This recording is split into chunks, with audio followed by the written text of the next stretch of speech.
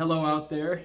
I just wanted to share some thoughts that I've had since the Friday estuary live stream I got to be on over on Paul Vanderklay's channel. I really appreciated the chance to come out of the lurk, to show my face, to be a part of the conversation. Something I've been thinking about since participating, since I had such a great experience. It was incredibly enjoyable. It was incredibly enriching. It was a very rich, I think would be the best word, a very rich experience. It was something very new for me. I wanted to share some thoughts that I had in relation to some of what I mentioned on the live stream with Marshall McLuhan's book, Understanding Media, which is a book that I'm going to be continuing to think about for a long time. I've written about it over on my website, which is a part of what I wanted to talk about, since my website has been the kind of primary tool that I use for working through my thoughts through the written word. And after participating in the Friday live stream, I've been thinking a lot about McLuhan's idea of acting without reacting. He says that part of what literacy affords is that it's an extension of your sense of sight, right? So if you're illiterate, if you're unable to read, or if you live in a pre-literate culture, you have no written language system, the only way you can receive linguistic information is auditorily. You have to hear someone say it. And what writing affords is the ability to receive that information optically. You're able to receive language through the eyes rather than just through the ears. McLuhan sees that as itself being sort of propagated, I suppose you could say, through the printing press, and how the use of the alphabet in the printing press lines up with this visual way of extending ourselves into the world that sort of parses through the world in a sequential and mechanical way. And I realized that by using my website, using the internet primarily as a place to read and write, that falls in line with McLuhan's model of a literate way of working through the world.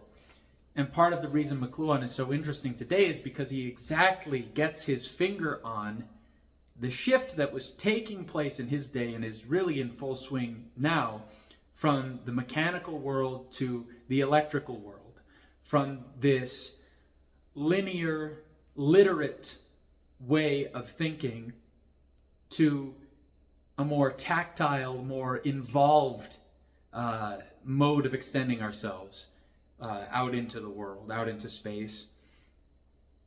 And that was really what stuck with me at the end of the Friday live stream. I recognized that a big part of Paul Vanderklay's whole ethos for the little corner of the internet that he inhabits and that sort of orbits around him is generating real community. There's a real sort of earthiness to it. It's an incredibly, I think, in McLuhan's model, in his language, it's an incredibly organic way of extending oneself. Because it requires a great, in contrast to literacy, it requires a great deal of involvement, right? So McLuhan uses this metaphor of the telescope for literacy. The telescope is an extension of the eyes also. And what a telescope allows you to do is to act without reacting. You can observe without being affected. You can examine something from a distance with your eyes without needing to go near it, without needing to touch it, without needing, importantly, to be touched by it. So if you're an army officer looking for the enemy, you can use a telescope to spot the enemy without coming in range of their weapons. If you are, exploring, right? You can use a telescope to examine an area before you have to go explore it up close and risk certain dangers, risk wasting your time. So this extension of sight allows you to interact with the world without being touched by it.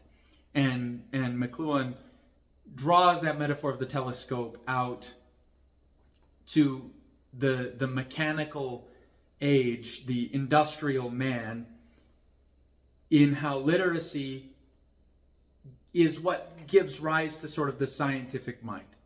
It's what allows man to be an observer without being affected. It allows man to be cold, detached, uninvolved. And part of the shift that he observes taking place in electric media is that it demands a lot more involvement. He has this distinction between hot and cold media that I hadn't totally wrapped my head around how he was using that language, except that he makes a very sharp distinction between media that requires a lot of involvement and media that doesn't. And all of that relates to participation in these estuary live streams, in that it really has the mosaic quality that McLuhan observed in electric media. I mean, you see that quite literally in the format of the live stream is a mosaic of individuals. And all of them have to bump into each other. We all have to listen to each other. We all have to respect each other's time. We all have to take turns. It's not like the written word over the internet, in which you're not really interacting in real time. I mean, even if you're, let's say, instant messaging someone, you're not forced to contend with them or interact with them in the same way that you are over video. It doesn't have that same organic involvement, which is probably part of why people tend to be so detached on Twitter, now X. It's so easy to be a troll on a site like that. It's so easy to provoke people. But there's something to be said, too, for McLuhan has this idea that when you reach the extreme of one end, you sort of collapse back into the opposite. And so Twitter is so hyper literate that it has some of that characteristic, that people get very involved in it, despite the ability it gives you to be detached. That's not terribly related. The main thought I'm stabbing at here was part of what was powerfully interesting to me about participating in the estuary style live stream was the novelty of being involved in something that electric, something that mosaic, something that fits so well what McLuhan identifies in electric media. And I think what is being done with the TLC has serious potential to leverage exactly what is powerful about electric media. All of that is to say, I feel that coming out of the lurk, showing my face, making this transition, hopefully we'll see if it lasts. This is a bit of an experiment. I felt like going out on a limb. Moving from strictly written material on the internet to video seems like a chance to put down the telescope, to close the distance, to get involved, to get my feet wet, to get my hands dirty. And I think that kind of involvement, Paul mentioned on our live stream, or mentioned recently, the formative nature of what's gone on in the TLC, how he's watched it form people. And I think that is an incredibly important aspect of what this heightened level of involvement of audio and video, of the kind of electric oral culture as opposed to the mechanical literate culture, what it offers. It offers some new power of being affected by other people.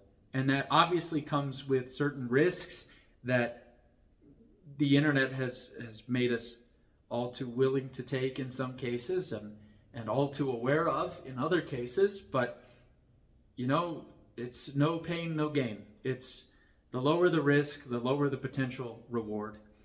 And I think the written material I've been doing, I'm going to continue to do it because writing is what I love. I absolutely enjoy it. But I think what McLuhan has got me thinking about in regards to this ethos of the TLC as making the internet human again is